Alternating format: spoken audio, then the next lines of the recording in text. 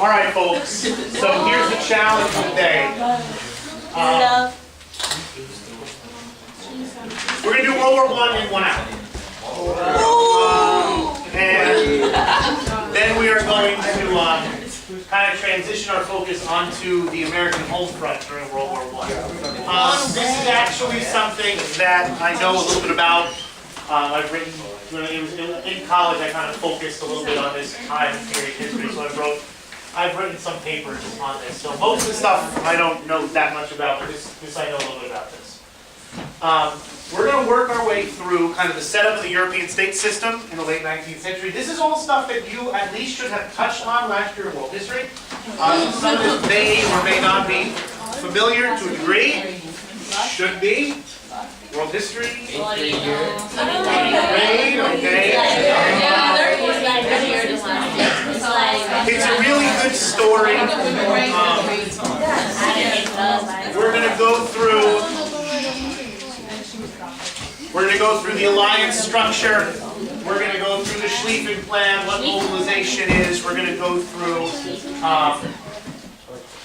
how the war started, how the war progressed, how the United States got involved in the war. It is all going to go quickly, but it is a good story. All right, so we're going to start. I always feel so strange that like right in front there's like nobody here. Hey, Except for now that Anaya is nobody but Anaya. all right. I love time. What's not to love? We're going to start at the heart of Europe and Germany. Now, Germany, which this is something you should have picked up somewhere along the line of world history. Germany is a new country. Not a new ethnicity, but it's a new country. Germany was not a united country until 1871. Before 1871, Germany is this large collection of different kingdoms and principalities and duchies and dukedoms, and Prussia being the largest. Prussia was kind of over here, Bavaria is down here. But if you look at a map of Germany in 1815, there's literally something like 30 different independent states in Germany. In the middle of the 18th century, Germany is united under the crown of the King of Prussia, who fights a series of 3 wars. In 1864 against Denmark, in 1866 against Austria, and then in 1871 against France. Prussia wins those 3 wars, and as a result, the Prussian king, the King of Prussia, unites all of the German states into one German empire under his rule. And the King of Prussia becomes known as the Kaiser, or the Emperor of Germany. And this is the fundamental fact about the life of Europe from 1871 until 1945, when Germany is utterly destroyed at the end of World War II. In 1871, Germany is the largest country in Europe. It is the most populous country in Europe. It is the most technologically advanced country in Europe. It is the most literate country in Europe. It has the most colleges in Europe. It has the biggest economy in Europe. You are talking about a major, major player on the world stage, which explains why the other countries tried so hard to keep Germany from being united. Because a united Germany is going to be a larger country than any other country in Europe. But the victory in those 3 wars allowed for what's known as the unification of Germany under the King of Prussia, became known as Kaiser Wilhelm I.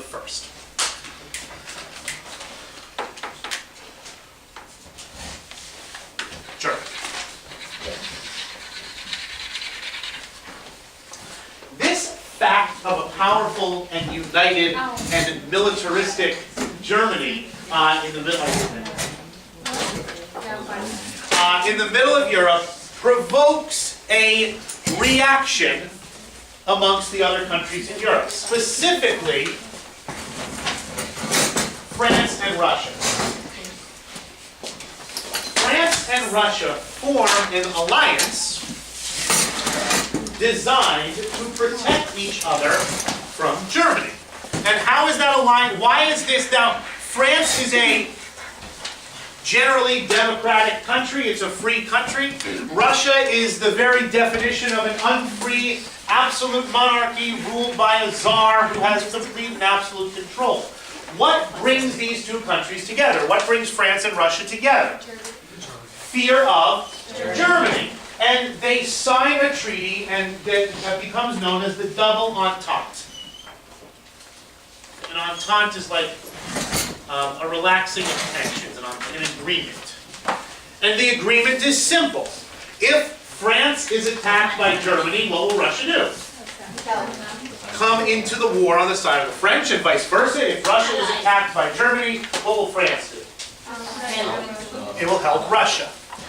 This creates the great fear in the mind of the German military, because it is very difficult to fight a war on two fronts. That if this alliance comes into fact, if there comes to be a war, then Germany will have to fight France on its western frontier, and will have to fight Russia on its eastern frontier. And that is a very difficult thing to do.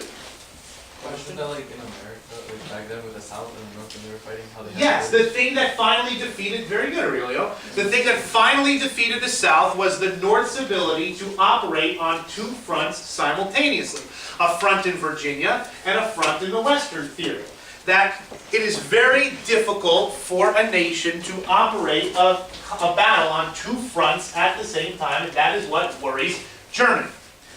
Germany looks around for its own allies, and it allies itself with, it's very much a junior partner, the old multinational polyglot, there's 12 official languages, Austro-Hungarian Empire. Centered in Austria, they are ethnically German. Austrians are ethnically German. They're German Catholics. Germany tends to be more Protestant. But Austrians are Catholics, and the Austrians are at the heart of this multinational empire ruled by the Habsburg family, the House of Habsburg, one of the oldest royal houses in Europe. The current emperor of Austria-Hungary has been on the throne since 1848. He's old as Moses. And his empire is definitely the junior partner in this alliance. They are joined several years later by Italy. And we see here the double alliance structure in Europe. You have the double entente and the Central Power, so-called because they are in Central Europe. I'm sorry?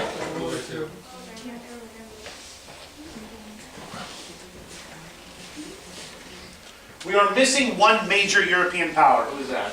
Britain. We are missing Britain. Britain is not yet involved. Now, Britain has a very traditional role in the state system of Europe. Going all the way back to the Spanish Armada in the 1500s, Britain's role, as it sees it, is always to prevent one country from becoming dominant in Europe. Britain, it has no permanent friends, only permanent interests. And its permanent interests is no one country should be allowed to dominate the European continent. Because if one country does dominate the European continent, that country will be able to dominate, or at least threaten, Britain's position as this global empire. So you can track British history there, fighting against the Spanish in the 15 and 1600s, fighting against France under Louis XIV, fighting against Napoleon, fighting against Germany in World War I, Germany in World War II. The point always is to prevent one country from gaining control of the entire European continent. Britain sees itself as the balancer. It looks at the alliance system and joins the weaker side. Aurelio looks like this is crazy. Why? I just Well, told you. yeah, but Why? because they don't want anyone to overrule them. Which is exactly why they join the weaker side. Because once Britain joins the weaker side, that side is now the stronger side. After Britain finishes that war and again withdraws from Europe until another system comes up, and then Britain chooses the weaker side of that one. That is why you see Britain doing what it does for the last 400 years. It's the balancer. Britain looks at this and kind of says, well, it's sort of equal. So for a long time, Britain kind of stays out and says Great Britain has enough to worry about with its empire. It's not getting involved in this European alliance system. But then Germany does something which is going to pull England into the anti-German camp. Britain, as we know, is this giant maritime naval power. Britain's army is small. Britain's army is scattered around its empire. Britain's navy, on the other hand, is the most powerful in the world. Great Britain has a policy. Great Britain's naval policy is Great Britain is going to have a navy stronger than the next two biggest navies put together. Meaning, Great Britain could still defeat a combination of the second biggest and the third biggest by itself. That's Britain's naval policy, a navy larger than the next two combined. United Kingdom, we understand why Great Britain has this giant navy. They have this giant world empire. The other thing that we need to always keep in mind, this is going to play a big role later. Let's take a look at the United Kingdom for a moment. First country in the world to industrialize, has about 80 million people living there in 1914, and it's not big. Great Britain is about the size of New England, Massachusetts, Vermont, New Hampshire, Maine, Connecticut, Rhode Island. That's a small place. You can drive from one tip of the British Isles to the bottom in about, 8 hours. It's not a big place. With all that industrialization, Great Britain cannot feed itself. You cannot grow enough food in the British Isles to feed everyone in the British Isles. So then what is Britain dependent on for its food?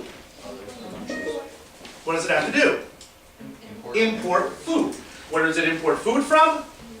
The United States partially, but mostly from where? Europe. No. From its empire. Very good. That Britain's empire, one of the things that the empire does is it feeds Great Britain. All of those, sea routes coming into London, Southampton, Liverpool, Glasgow. So in the end, what is the role of the Royal Navy? Help import. The Navy doesn't import stuff. What does the Navy do? Protects the ships that are bringing all the food in. The British Navy's role is to keep the sea lanes open so that Britain can import what it needs to survive and so it can export what it needs to be economically successful. That's the role of the British Navy. Keep the sea lanes open. Germany, now so we understand why Britain needs a big navy. Germany, on the other hand, not a traditional naval power. A traditional army power, but not a traditional naval power. You look, it doesn't border the Mediterranean, it doesn't border the Atlantic Ocean, it borders the Baltic Sea, and a little bit here on the North Sea. But Germany is not the type of power that you would look at and say that's a power that needs a strong navy. But in the 1890s, Germany embarks on this program to build a world-class navy. And it does so with the express that they're building 3 battleships a year for 20 years, plus cruisers, destroyers, submarines, etc., etc. And how are the British going to look at that? Germany doesn't have an empire. Germany's trade routes, are in Europe. This German naval construction program is viewed by the British as what? Not a joke, a threat.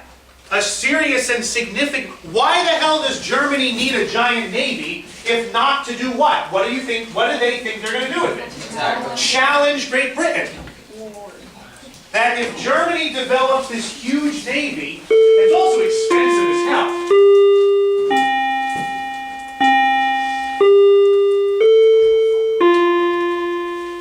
Great Britain was the world's leading economy for a long time, but by the 1880s, it's dropped to 3rd in the world behind the United States and Germany. In order to maintain this empire and to maintain this navy with that rule about a navy stronger than the next 2 biggest, Great Britain has to build all these battleships and all these destroyers, and that's very expensive to a country with a smaller population and a smaller economy than Germany has. Great Britain sees this German naval construction as a direct threat to the existence of their empire and to their position in the world. So because of that, and because of a lot of kind of sword waving that the German emperor did, in 1904, the British joined the anti-German bloc, and it goes from the double entente to the triple entente.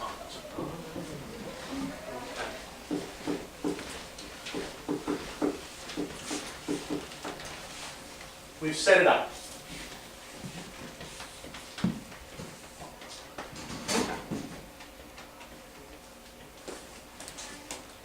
These are not all the countries in Europe. We have a couple of smaller countries, including Serbia. Czechoslovakia. The Czechs and the Slovaks are part of the Austro-Hungarian Empire. Those are two of the many nationalities living under the control of Austria. Okay? So the country that I want to focus on now is Serbia, down here in the Balkans. Somebody get shot. You know, when I talk about that. Serbia is a small country, relatively new independence, got its independence from the Ottoman Empire. The people who live there are Slavs. That is their ethnicity. They are Slavic. The Russians are also Slavs. That is the ethnicity that lives in this part of Europe. Russians are Slavs, Serbians are Slavs, Romanians are Slavs. You're such a Slav. You are such a... That's where the word slave comes from, actually. During Roman times, this was the place where the Romans got many, many of their slaves. That's why they're called slaves, because they were Slavs. Since the Russians are Slavs, and the Serbs are Slavs, the Serbs kind of see the Russians as their big brother, as the power that is going to help them if they need help. And the Russians look at the Slavs as, you know, a country who, if they get in trouble, the Russians will kind of be there to help them. That this kind of ethnic solidarity thing going on. We're all Slavs, we're all in it together, yay Slavs. Serbia has issues with Austria-Hungary, and Austria-Hungary has issues with Serbia, largely because there's a lot of Slavs that live in Austria-Hungary that the Serbs would kind of like to have live in their country. They say, all of this, you know, this stuff over here, Slavs live there, we should rule it, not the Austrians. And there are nationalist groups in Serbia who are active in trying to destabilize the Austro-Hungarian Empire. One of those guys, by the name of Gavrilo Princip, on June the 28th, 1914, this is the 100th anniversary of World War I. There's been a lot of new books out. 1914 to 1918, we're now 100 years since World War I. So a lot of new stuff coming out on World War I. On all the different sides.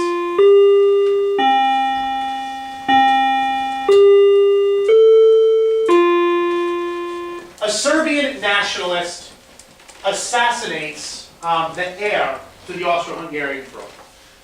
Franz Ferdinand is driving in his car with his wife. They're visiting the city of Sarajevo, and he gets assassinated, him and his wife. The Austrians want to use this attack as an excuse to deal Serbia a crushing blow. That the Serbs have been a pain in the ass for a long time, and now they've gone and done something that the Austrians think warrants a very serious response. But the Austrians have to be careful, because if they provide a response that is too strong, who might come and help the Serbs? The Russians. And this is where the whole thing starts. Germany makes the mistake that starts this whole process. The Austrians call up the Germans, their allies, and say, yo, Kaiser, if we really deal with the Serbs, will you support us? And the Germans and the Kaiser dumbest moves in the history of diplomacy, gave the Austrians a blank check.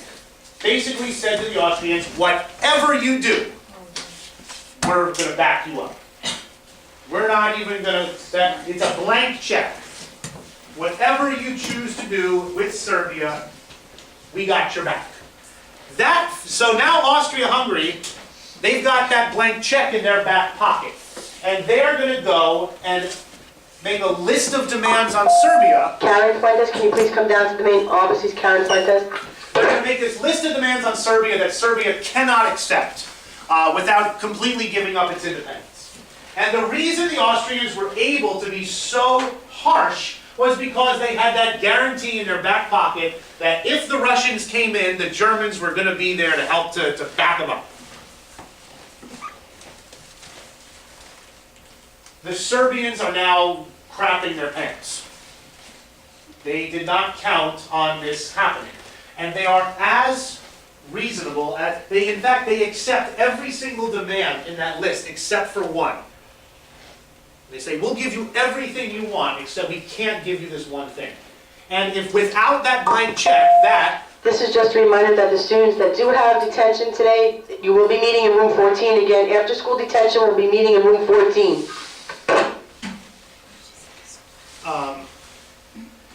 If they did not have that blank check in their pocket, they would have had to sit down and negotiate. But with the Kaiser's blank check, with his promise of unconditional support, they rejected the Serb ultimatum and mobilized their army.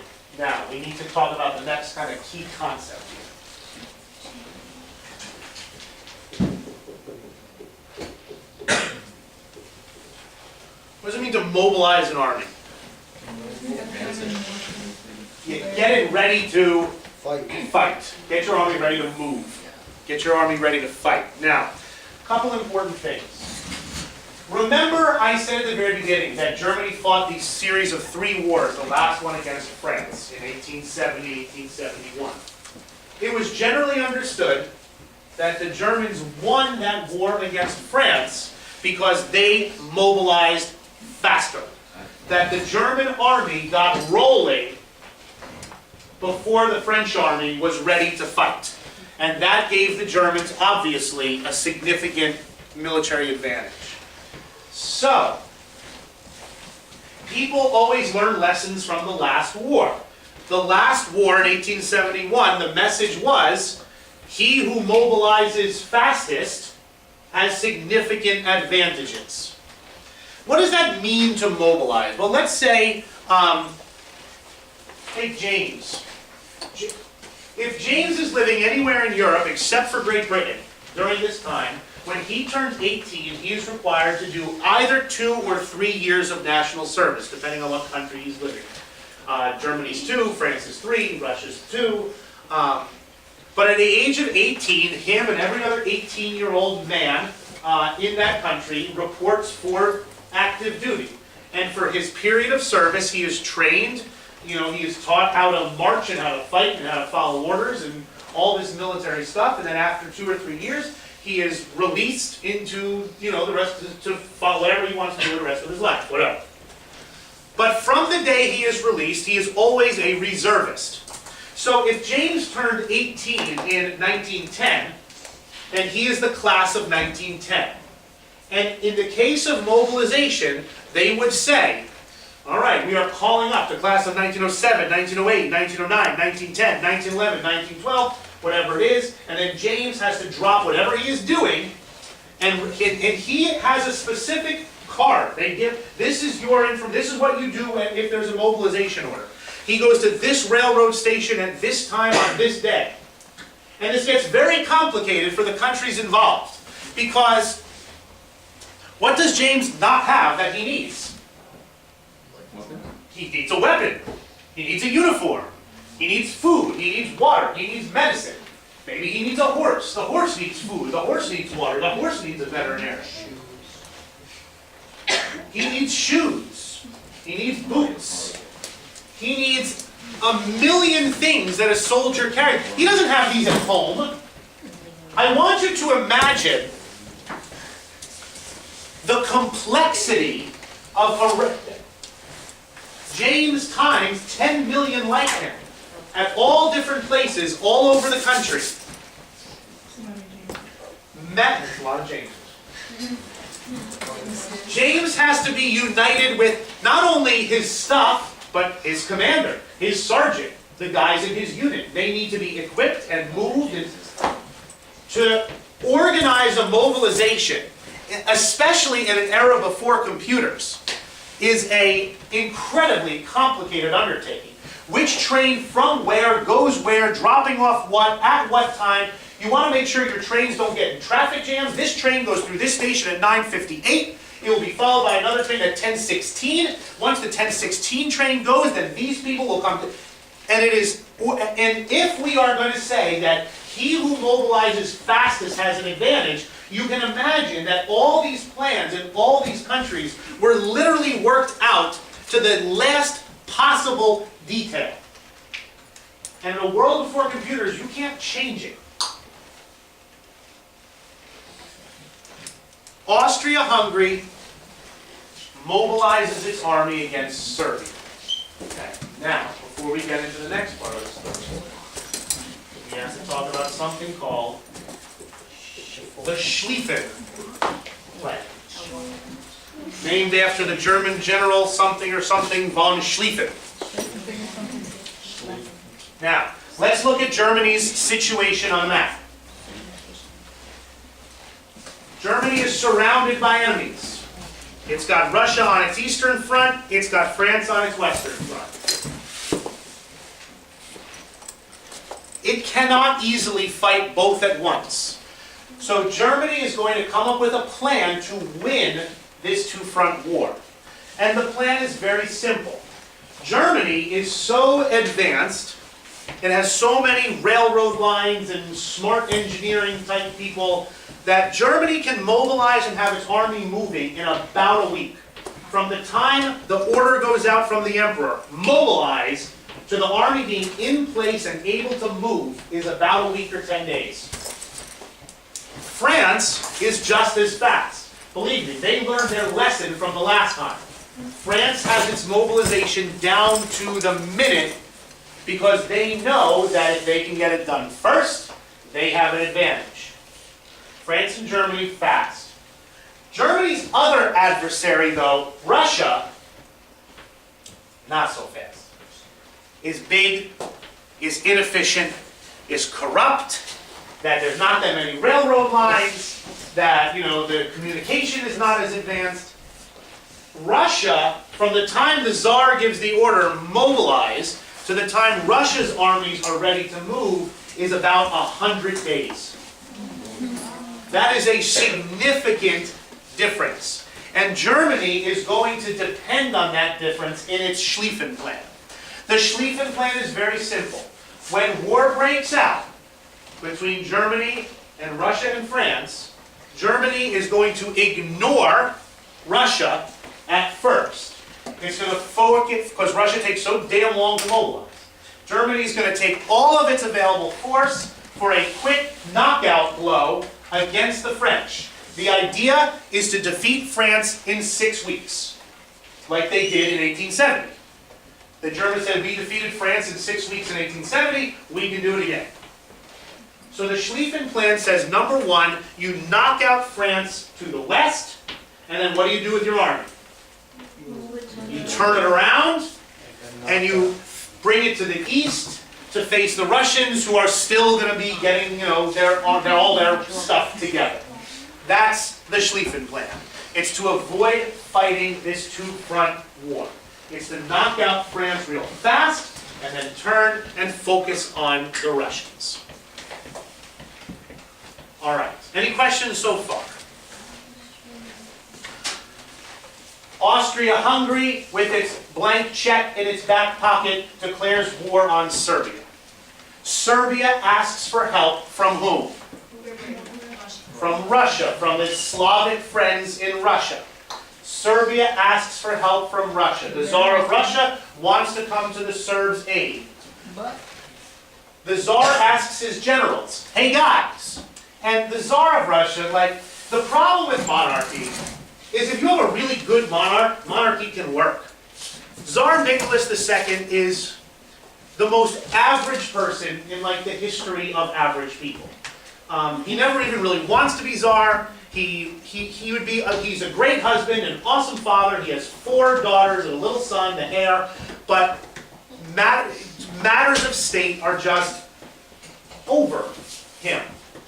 He's a man of absolutely average intelligence. But you don't necessarily want people of absolutely average intelligence being in charge of things like this. The Tsar says to his generals, hey, can we just mobilize against Austria-Hungary and not mobilize against Germany? But the problem is, all of those plans have been made to mobilize. Mobilization is mobilization. You can't do it halfway. So if you want to mobilize against Austria, you also have to mobilize against Germany. Tsar says, well, I'll send a message to the German emperor. He's my cousin. I'll tell him we're mobilizing, but it's not against you. And that's what he does. Problem is, how does Germany know he's being honest? This is the problem. Germany hears that Russia is mobilizing. What does Germany have to do? Has to mobilize themselves. Why? Because of the Schlieffen Plan. If they wait too long, and it turns out they have to go to war anyway, Russia's going to have this head start. And the whole thing is predicated on the idea of France first, and then turn and face Russia. If Russia has a 2-week head start, the whole Schlieffen Plan, which they based everything on for 40 years, out the window. When the Germans hear, so the Russians mobilize, the Austro-Hungarians attack Serbia. Because Russia mobilizes, Germany mobilizes. Because Germany mobilizes, France has to mobilize. Germany, well, this has nothing to do with France. But the fact that these wheels are in motion make the French need to, if Germany says, oh no, we're only mobilizing, that Germany can't change its plans. The war plan is the war plan. It's down to the last itty-bitty detail. For this to work for Germany, they have to do this now. It's all dependent on speed. Germany invades France through Belgium. Now, this is where the British get involved. The British have been watching this, saying, this is going to be a shit show real fast. And it's going to be a show that we are not necessarily interested in involving ourselves in. The British advocate for a peace conference, but things are moving too quickly by this point. Once the Schlieffen Plan is put into effect, Germany invades Belgium. This is where Paris is. Paris is around here.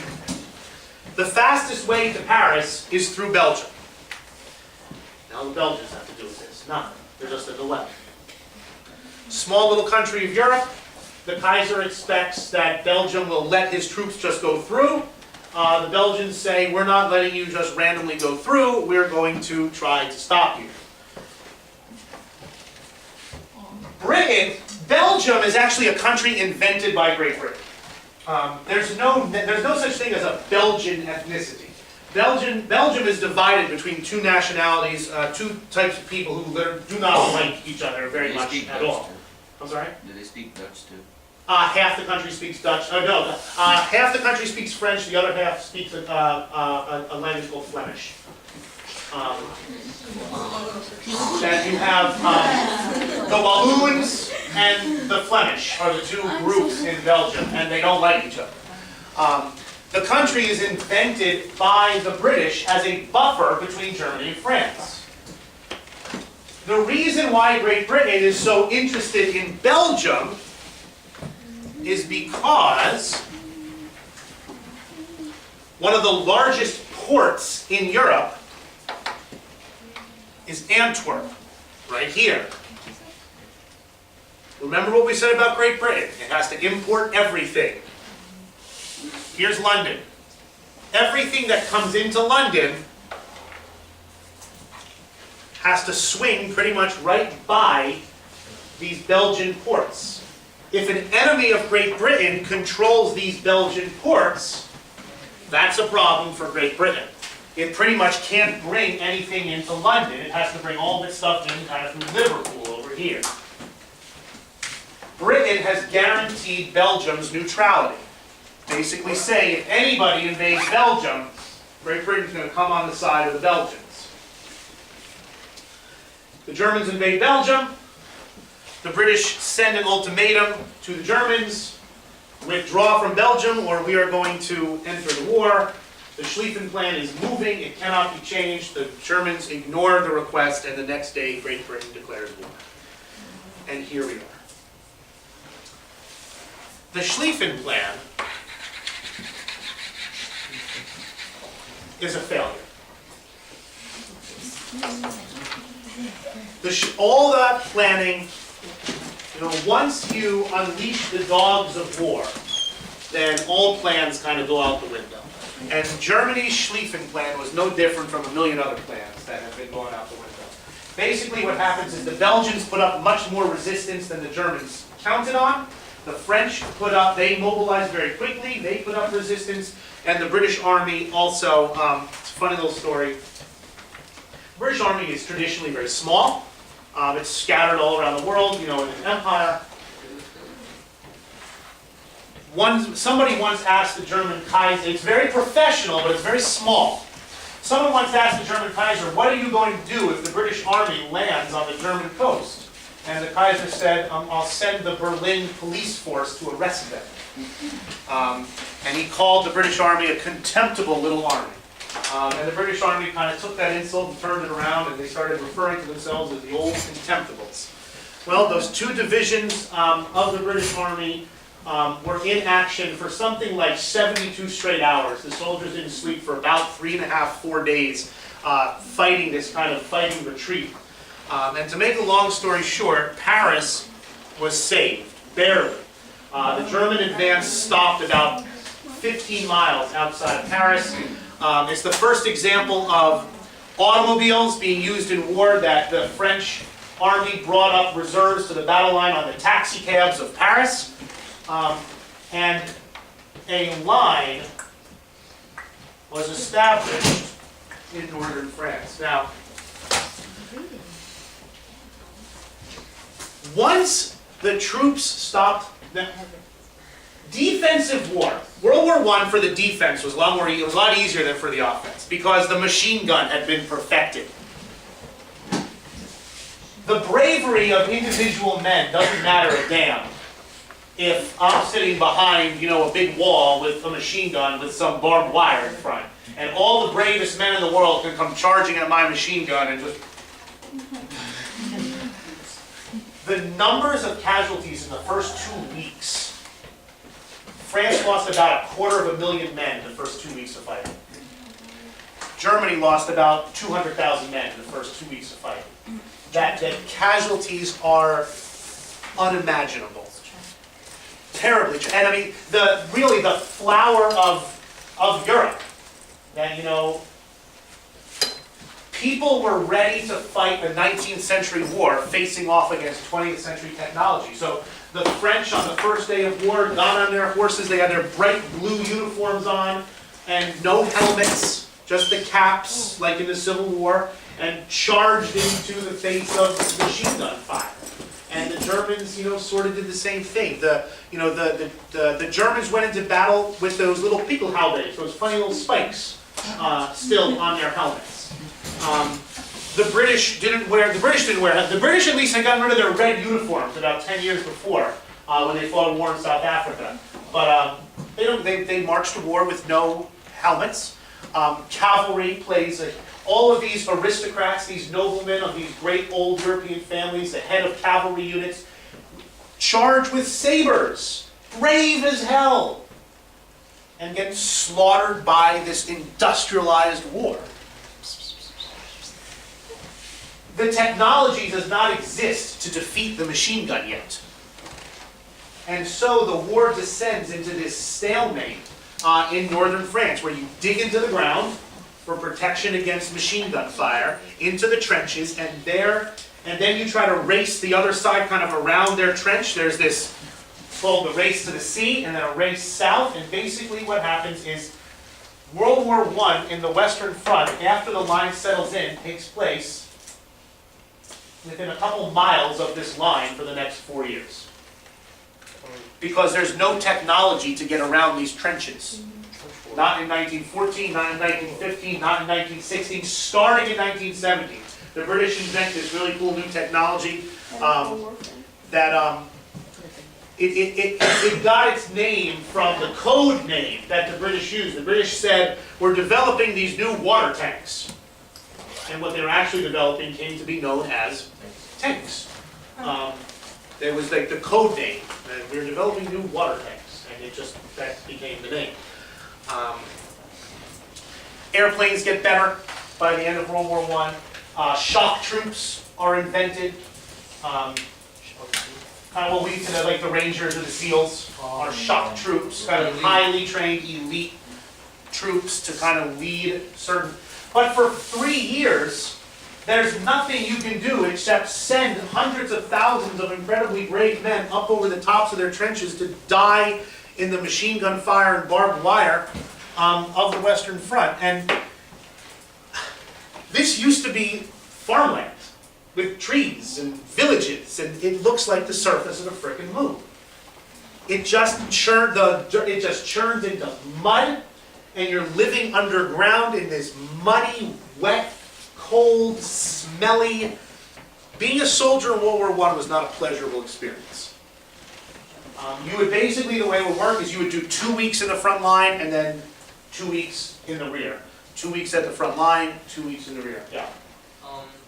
Wasn't it true that if like say that you wait, never mind, I don't know how to explain it. Oh, go ahead. Well, I heard from like a teacher I think last year that they supposedly like some soldiers would get their their shoes would get wet on the inside, right? And I think they Trench foot. Yeah, and basically like Your toes would rot. yeah. Yeah. That happened? Yeah. Have you ever walked around for a couple? Have you ever been like out and it's raining and your feet get wet? You kind of peel off your socks and your skin is kind of like puffy. And imagine doing that for 2 weeks. You get trench. Eddie's right. What you get is called what they called it was trench foot. Is basically your skin rotted in your socks. Do you ever see Forrest Gump? When Lieutenant Dan, what's the most important thing? Keep your feet dry. Wet feet for days at a time, you know, bacteria love moisture. So yeah, no, Eddie's absolutely right. A trench foot was common if you didn't take care of to keep as dry as you could. Wait, Yeah. so what happened? You got to cut it off? Yeah, they'd have to amputate it, yeah.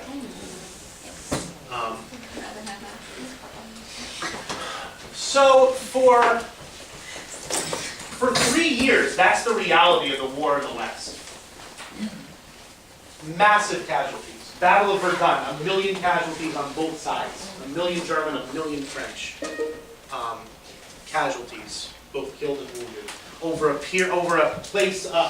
piece of ground not much bigger than the school and the field. And, we're talking about a lot of death in a very, very small area. The United States stays out at the beginning. We have this traditional Washington, stay out of European affairs thing. And we're saying we're staying out, we're going to trade with both sides, but a pox on both your houses. But a couple things happen to kind of change Americans' view of kind of who we support.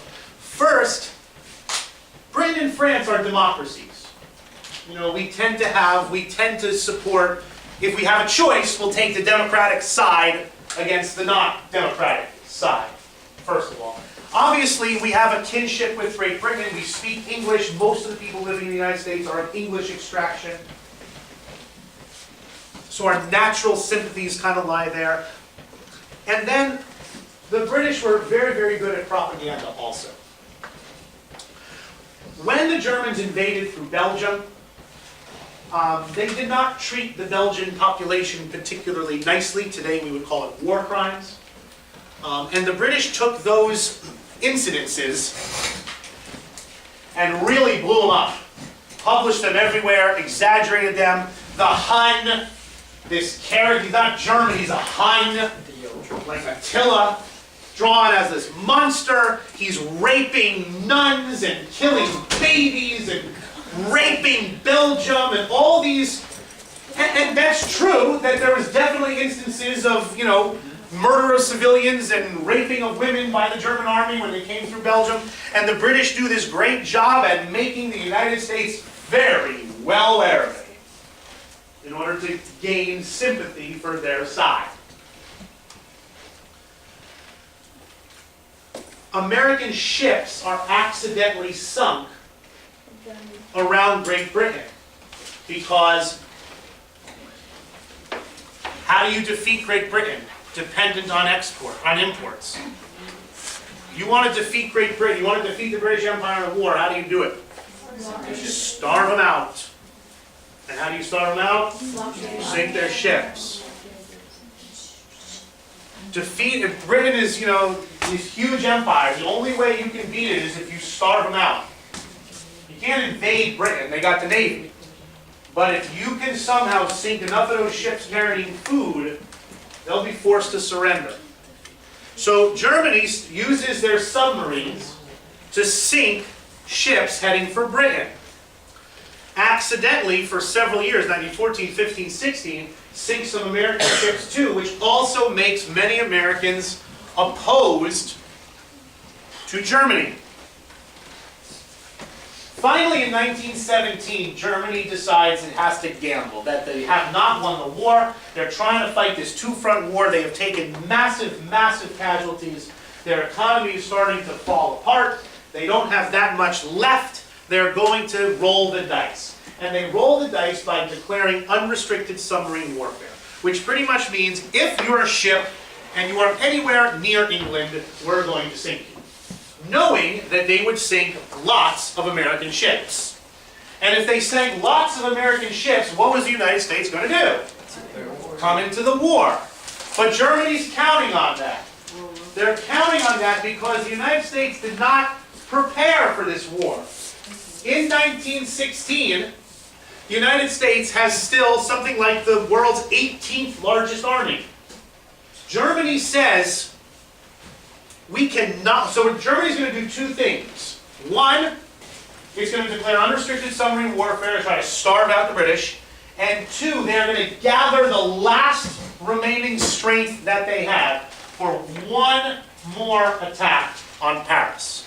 They're going to starve the British out, knock the French out, before what happens? Before the American troops can get there. That once the United States declares war, awesome. What the hell army are they sending to Europe? It doesn't exist. We have to create an army of millions of men. We need to supply them and put them in uniforms, draft them. This takes time. The United States has 2 divisions, 20,000 men. When war is declared in April of 1917, we send our 20,000 men over there.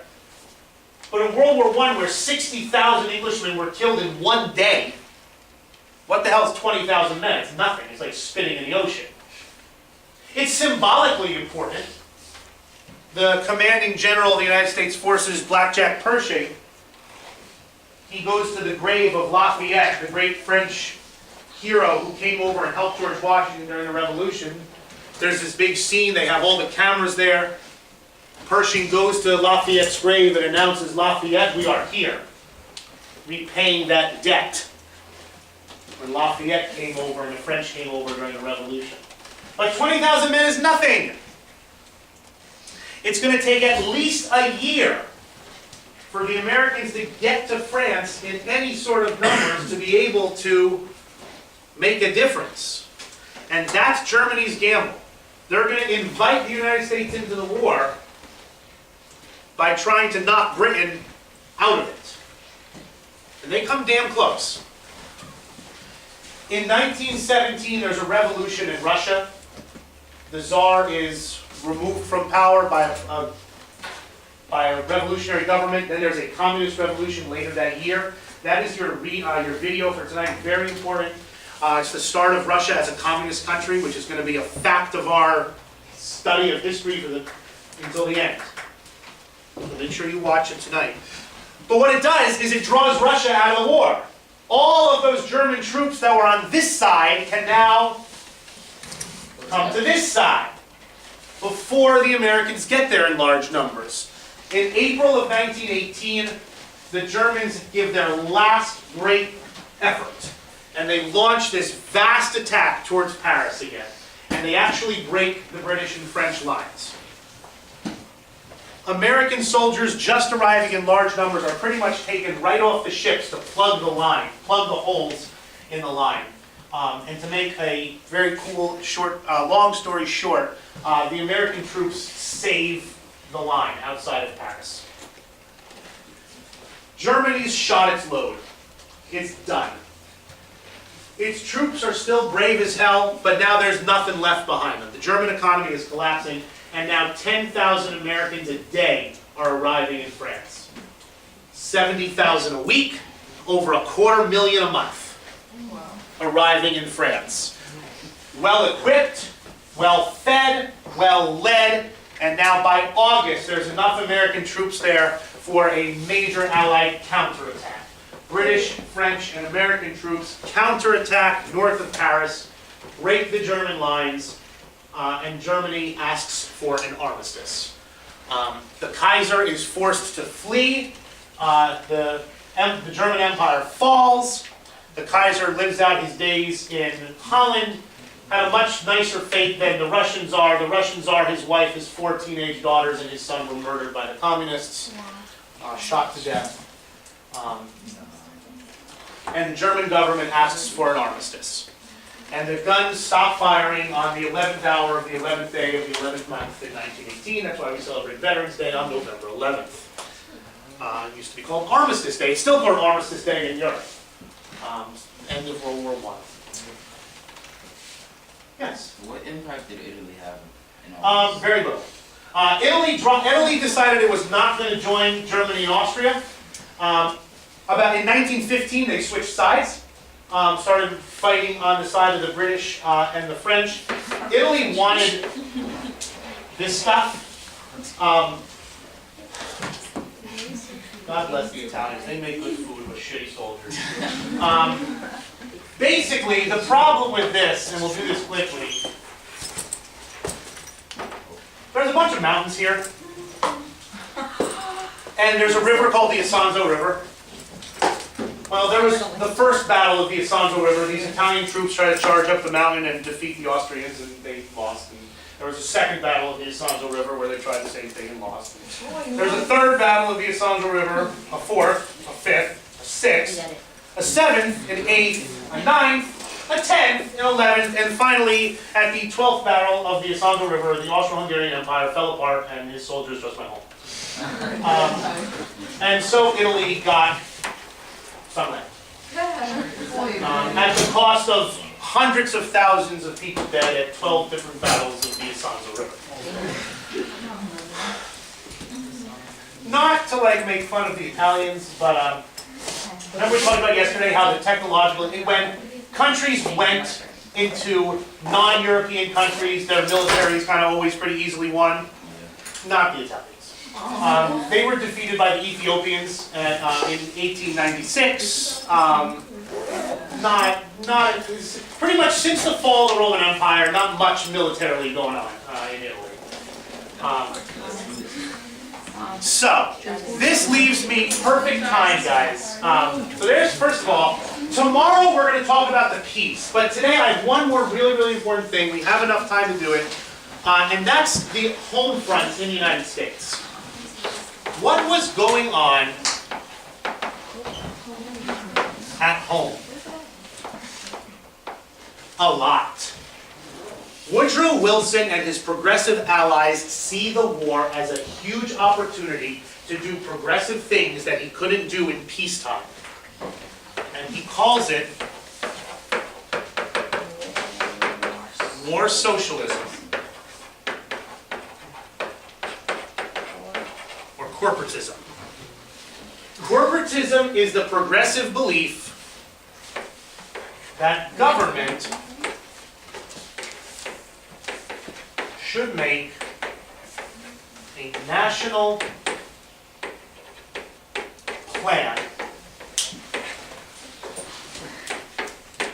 and industry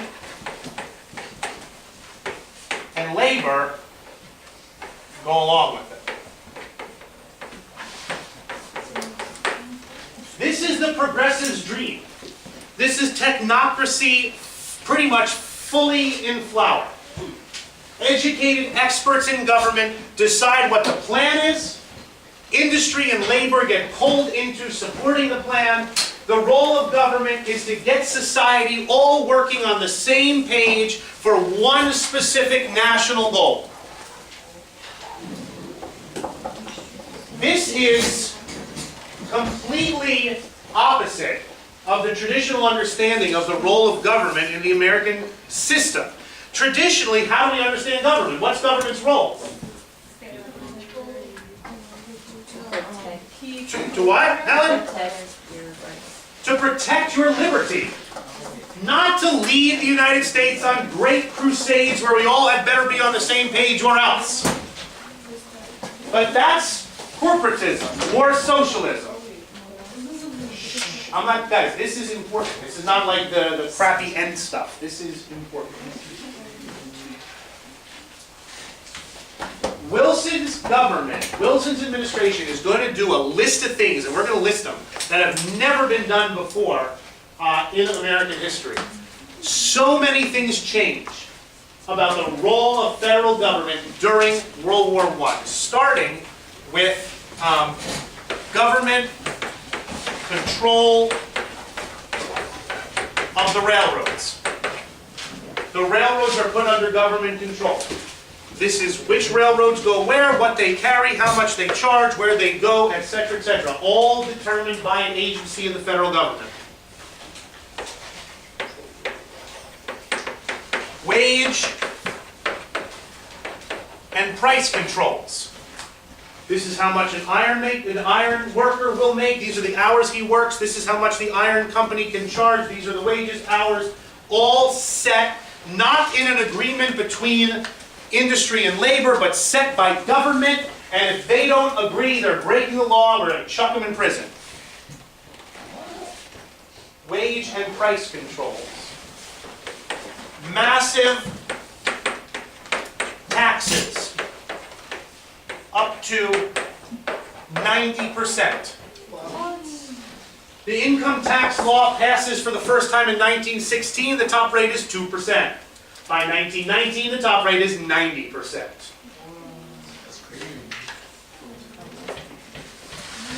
Government controls the railroads, wage and price controls, massive new taxes.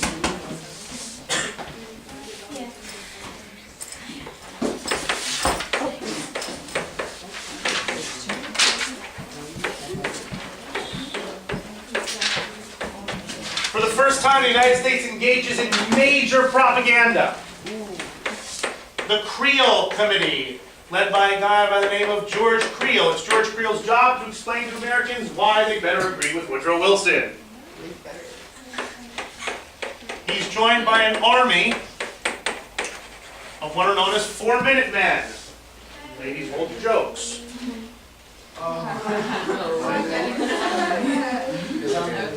The job of the 4-Minute Men. Now Helen gets it? I don't get it. We'll explain it to you when you're older. The job of the 4-Minute Men is to give little 4-minute talks on why you had better support Woodrow Wilson and his war effort.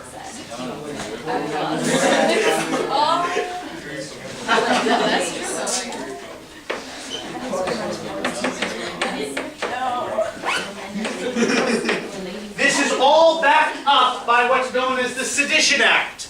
The Sedition Act pretty much says if you don't agree with what Woodrow Wilson says, we'll put you in prison. And lots of people were thrown into prison for violating the Sedition Act.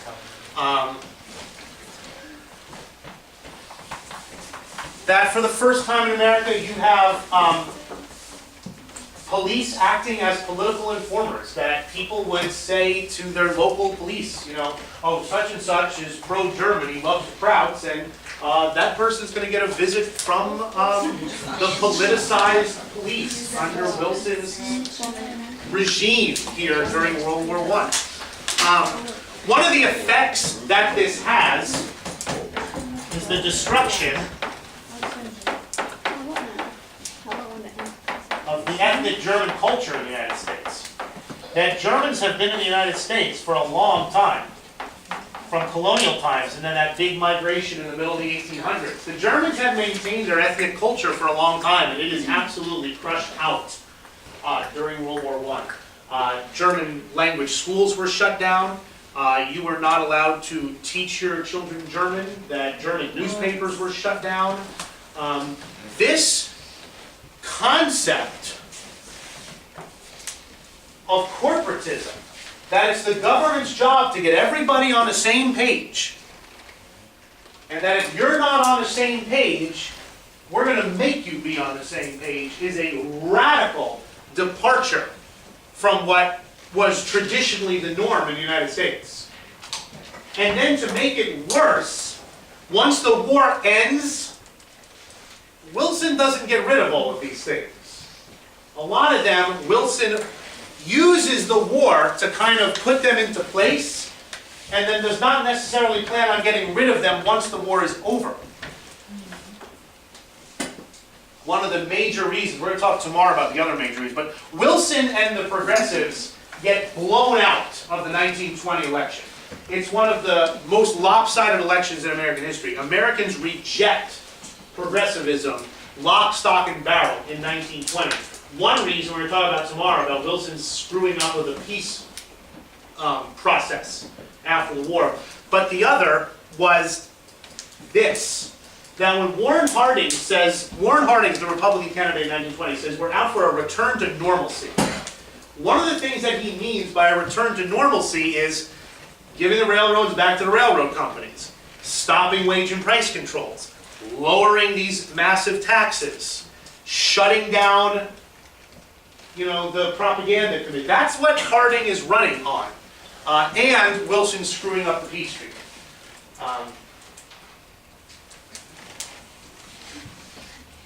Major shift in the relationship between Americans and their government during World War I. This war socialism, this corporatism, this idea that it's government's job to make the plan and then everybody kind of follows along with it.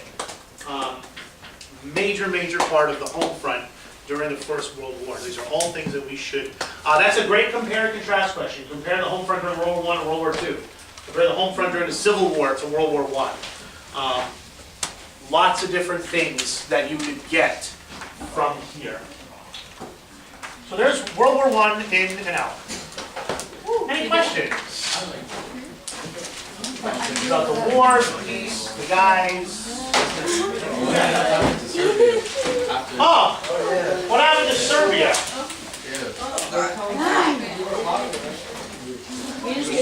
At the end of the war,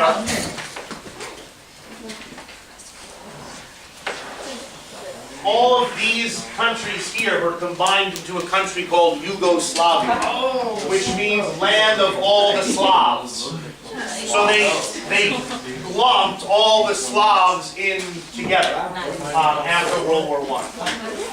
Good question. What happened to Serbia?